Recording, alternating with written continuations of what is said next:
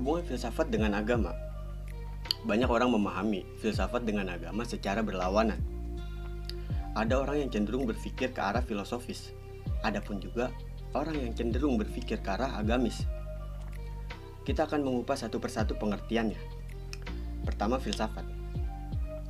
Filsafat berasal dari bahasa Yunani, yaitu philosophia, yang terdiri dari dua kata, philos dan sophia. Philos artinya cinta, dan sophia artinya kebijaksanaan. Filsafat dapat diartikan mencintai kebijaksanaan.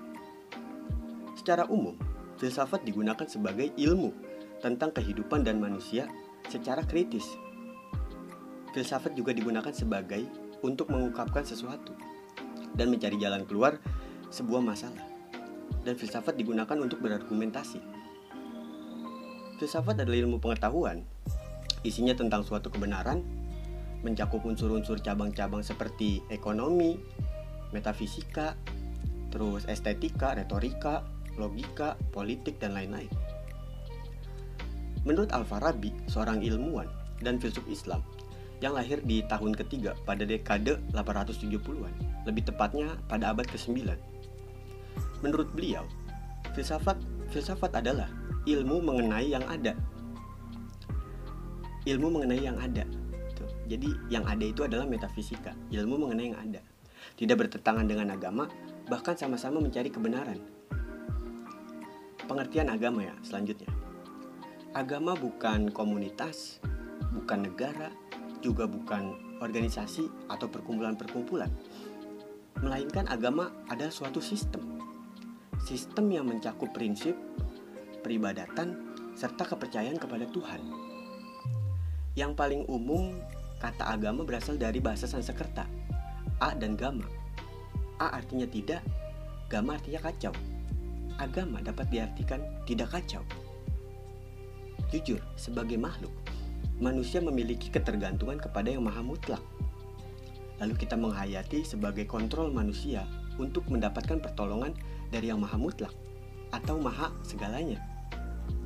Bahkan yang menarik ketika Perang Dunia Kedua, ada suatu ungkapan yang populer bahwa di dalam perlindungan tidak ada penganut ateisme. Jadi di dalam perlindungan pada saat Perang Dunia Kedua ya, jadi ada lubang tempat perlindungan orang gitu. Itu tidak ada penganut ateisme.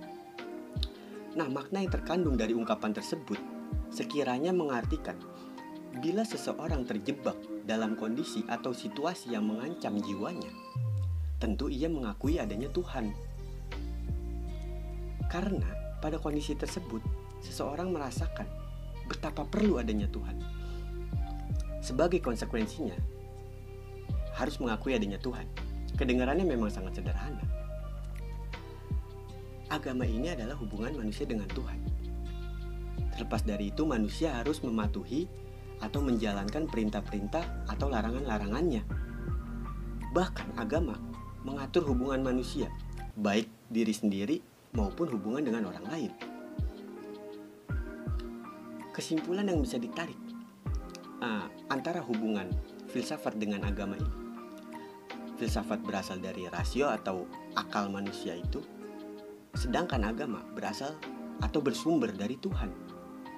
Filsafat menemukan kebenaran atau kebijakan itu dengan penggunaan akal secara mendalam, menyeluruh, dan universal.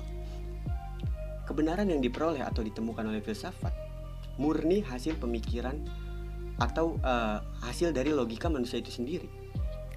Sedangkan agama mengajarkan kebenaran atau memberikan jawaban tentang segala masalah asasi melalui wahyu atau kitab suci berupa firman Tuhan.